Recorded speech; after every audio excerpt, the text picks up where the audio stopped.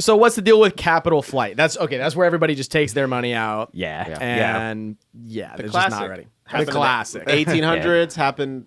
What created 1920s, the Great Depression? Yeah. The 20s, 30s made the Great Depression. Happened, I think, in 1984, 80. Was it Black Monday? Yep, that's a whole thing too. Wasn't that also a capital flight? I'm assuming. I don't know enough to be honest we have about to check stocks, that out. But this happens all the time. Yeah. It's the classic, Dude, bro. Yeah. Okay. So this is the one that set it off. Have you guys ever heard about, like, I forget what it's called. It's called, like, the Forgotten Crash or whatever. And apparently before the Great Depression, there was another crazy market crash in It's like 1880, right? Yeah. or something maybe like that. or maybe it was, I don't know if it was 1880, but I think there might have been another one even after that that just goes kind of under the radar because they basically just did nothing. And then it kind of just sorted itself out. I actually I do know what you're talking about. I don't know. I forgot what it's it's- called, yeah. but that's why they made the Federal Reserve, because again, banks were very independent before, and if a bank had a crisis that was not under the watch of the federal, the federal government, they didn't know what to do. They couldn't do much about it. They're like, that's not my bank. I don't control that bank. I don't know. Right. And so these happened a lot. And I think, again, because they kept happening is why they proposed the Federal Reserve as like this good idea, because it's like, okay, we need to really watch. We can't be having all these, like, we need to know if a crash is coming. We need to be able to fix it and have influence on it if it does happen too. Of course, correct. Yeah. Yeah. Man. Well, but that's interesting with smaller banks too, because you think about it, banks are just like any other product or service that you buy, and really the idea is that there should be a ton of different banks that are all competing with each other to have your money.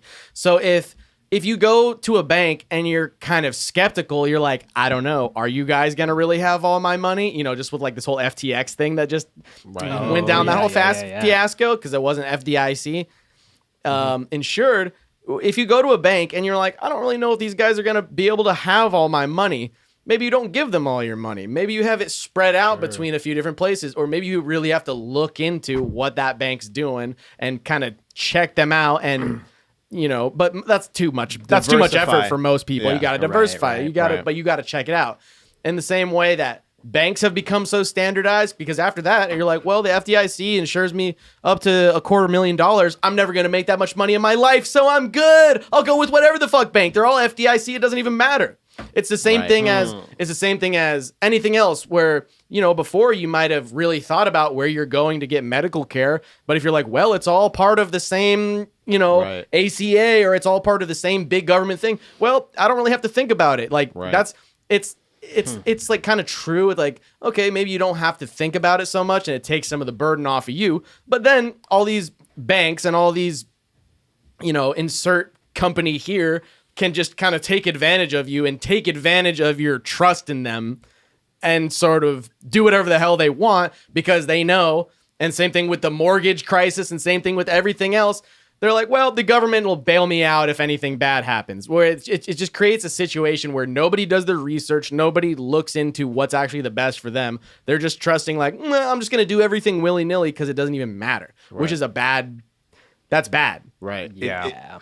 By essentially having, to your point, a bank is a financial institution that you should look at as a product, right? Or a service at least, right? Their service is to hold your money, take care of it. You can take it out, right? That's the idea.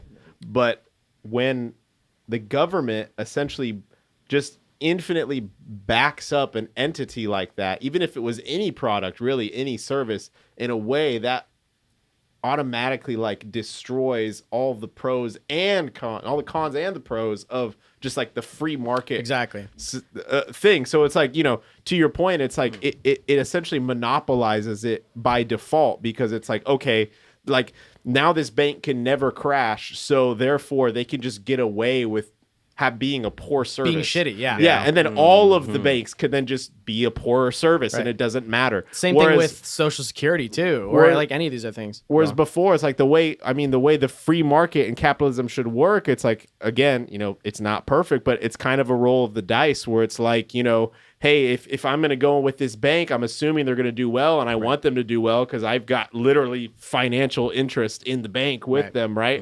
But let's say they crash and you're just kind of screwed. It's like, for you in the short term, that's awful, but in the long term, what ends up happening is that bank is now gone, and all of this institution is there, and that leaves room for the other ones to then do a better job or to learn from that mistake or absorb and then be a better service, be a better alternative for the future. Creative destruction. That's like the whole point of it. Like ideally, best case scenario, that's how free market shit is supposed to work. Yes. That's what we want to be striving for. Obviously, that's not what we're getting, but it's what we want to What strive exactly for. caused the SVB crash again? It was the whole like FTX thing, right? Oh, well, okay. No, that's two different things. Well, the SVB thing, I guess from what I understand, the Silicon Valley Bank basically had all of their money in all these tech startups, whereas most banks have a little bit of money in everything. They got just normies, they got investors, they got companies, they got all these different things. Because banks, you have to diversify what you're spending your money on as a person, but a bank also has to diversify whose money they're taking. Because if all of a sudden Silicon Valley, just the industry takes a huge crash, and your bank, Silicon Valley Bank, only has all the money from all these Silicon Valley companies, And then a capital flight happens. Then it's like they're fucked, and then everybody's fucked. Well, then in this case too, it's like the bank making irresponsible decisions on as its own entity. It's investing in faulty investments that it's like, you know, they're all hopped up on booger sugar, and they're like, listen, this is gonna be a great idea. Yeah, no, you gotta for get real. in on it early.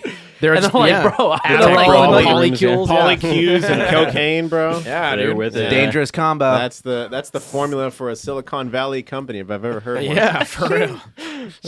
But it's the same thing like with Social Security too. Before Social Security was a thing in the United States, what was Social Security? You're like, well, when I'm old, basically your ticket to having a good life when you're old is to fuck a lot and have a bunch of kids, and then those kids have a bunch of grandkids, so that by the time you're 70 or 80 and you're on your last leg, you got a bunch of minions Got a that whole can bunch of- help yeah. you. That's the whole Free worker That's the whole laborers. thing, and that's why like I'm not like.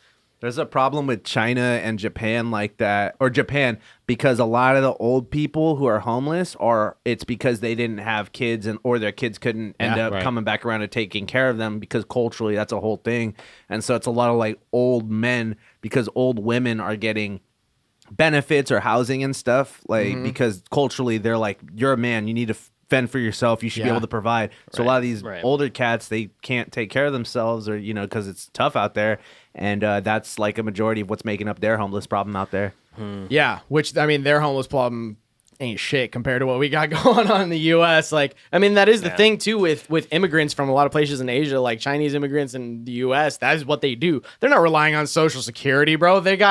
They'll live in a 3 or 4 generation household sometimes, where it's like they're taking care of grandma, like they're going to work all day and then they're going home to give grandpa a sponge bath and do all this stuff. Like they're not just gonna assume. That's the problem when you assume that the government's just gonna take care of everything and Social Security is gonna be right there for me. Well, I don't need to actually help people in my own life. I don't need to help the homeless in my own life. The government's gonna take care of them. They're gonna take care of all the old people. They're gonna do all this stuff. And back, you know, when they first started Social Security, it was basically a 1-to-1 ratio between the amount of workers actively working and the amount of retirees that need money. And now I don't even know what the number is, the ratio Way out of between whack. workers and elderly people that are broke as fuck, but it's bad. Like there's a lot of old people that are basically just screwed. And that's what happens when you kind of just assume that it's all going to work out and that the government just has your best interest. I'd say at least our generation understands that was never going to be something for us. Like Right. I think I've never in my entire life. I think my parents maybe were the first one where they realized like we're not getting that shit. And I've never in my life thought like, oh, I'm gonna get Social Security. Psych. No, that's gonna have a you know, the amount of huge economic crashes we've seen even in our lifetime. We're all pretty young. We're all 27. It's ridiculous. It's ridiculous. From personal experience, my dad is little older. He's pretty much on the older side, so he's retired, and he does get Social Security, but even that is like not that much. It's just kind of like he constantly, you know, at an age where he shouldn't be worrying about it, but he constantly thinks about essentially getting a part-time job just to like have a better, you know, like living standard. But it's just it's rough, you know. Yeah, So it's hard, looking at that, it's like, oh yeah, well, I guess I'm just gonna work forever, so I might as well find something I like.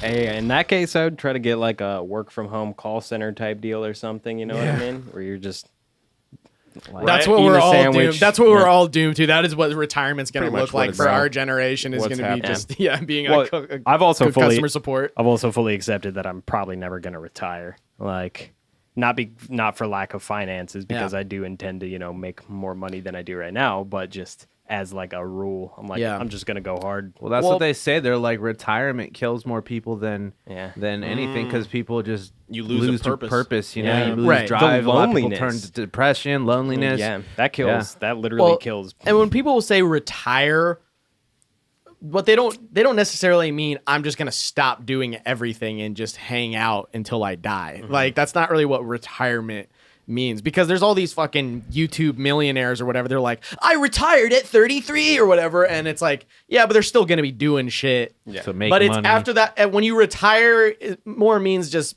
at least in my understanding, it more just means that you don't have to have a consistent wage all the time to Live be the able rest to of your life. survive. Yeah. Like you're good, but then you can just do passion projects. And it's like, if you have those passion projects and you have things that you want to do, you know, that's like when people get into politics or they get into all sorts of other things. If you have all that stuff that carries you on, that you actually care about, and you don't have to worry about money, then that's good. But if you just have nothing going on, you have no prospects and you have nothing in your life, then it's like, yeah, retirement sucks, because then you're just like, I guess I'm gonna just watch TV. I Like, guess in don't that know. sense, for me, retirement wouldn't really be all that different from where I'm at right now, because it's like we pretty much just almost exclusively focus on passion projects, and it's like Right. even how I make my main source of income, it's like video editing. That's like a passion of mine. It's like it's fun. I enjoy it. So I don't know. And That's it's like kinda weird. even Bill Gates like retired, like he's done with Microsoft or whatever for several like over a decade now. But I mean, he's still doing all sorts of shit, and we'll be getting into that. What Bill Gates has got going on. Shall we Let's press forward? But here? yeah, keep it- no, let's okay. keep it moving, So yeah. now we get into the really spicy